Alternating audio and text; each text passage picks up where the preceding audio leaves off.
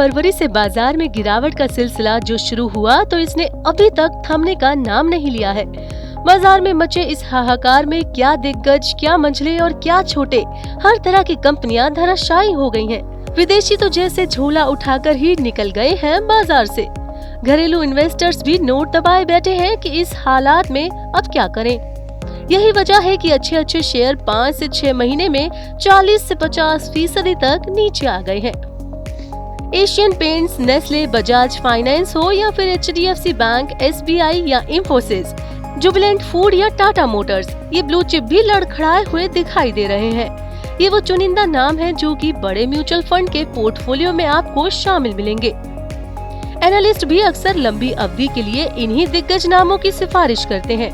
पर आलम ये है साहब कि अब ये ही नामचीन शेयर खुद लंबी अवधि के औसत यानी 200 DMA के नीचे कारोबार कर रहे हैं। लंबी अवधि के औसत के नीचे कारोबार का मतलब है कि ये शेयर मंदी की चपेट में या बेरिश जोन में एंट्री कर चुके हैं।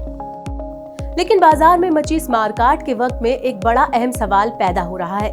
सवाल ये कि क्या इन दिग्गजों में खरीदारी का यही सही मौका है, यानी कम दाम में अभी एवरेजिंग करते जाएं और आगे मोटे रिटर्न की मलाई खाएं।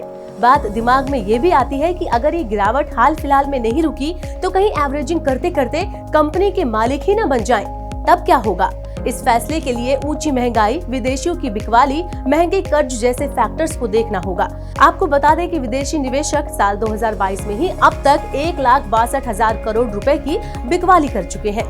एक रिपोर्ट की माने तो साल 2009 से साल 2020 तक FIIs के कुल 2.95 लाख करोड़ के निवेश के मुकाबले अब तक 3 लाख करोड़ रुपए से ज्यादा की बिकवाली हो चुकी है। यानी बिकवाली का आंकड़ा बीते 12 सालों के निवेश को भी पार कर गया है और ये पैसा इन्हीं दिग्गज स्टॉक्स से निकल रहा है। हाँ, एक बात तो साफ है कि ये कंपनियां कर्ज मुक्त हैं और ब्याज महंगा होने से इन्हें ज्यादा फर्क नहीं पड़ता है। जियोजीत फाइनेंशियल सर्विसेज के चीफ मार्केट स्ट्रेटेजिस्ट आनंद जेम्स के मुताबिक सरकार महंगाई को काबू करने की कोशिश तो कर रही है, लेकिन वित्तीय घाटे की बढ़त को नजरअंदाज किया जा रहा है। इससे रुपया कमजोर बना रहेगा, जिससे विदेशी निवेशकों के लिए शेयर खरीदना और सस्ता हो जाएगा। अब वापस लौटते हैं उसी सवाल पर कि क्या ये खरीदारी का मौका है। तो कुछ एनालिस्ट मानते हैं कि इतनी बड़ी और लंबे समय से चल रही गिरावट के बाद अब इन स्टॉक्स में खरीदारी का मौका है, क्योंकि ये बाजार के बॉटम आउट होने के संकेत है, यानी कि अगले 2-3 हफ्ते में बड़ी रिकवरी आ सकती है। तो भले ही मंदी के इस सैलाब में बहुत कुछ तहस नहस हुआ है और कई शेयरों को देखकर मुंह में पानी आ गया है, लेकिन आप एक बात ध्यान रखें कि पोर्टफोलियो तैयार करने में वक्त लें और तूफान थमने का इंतजार करें।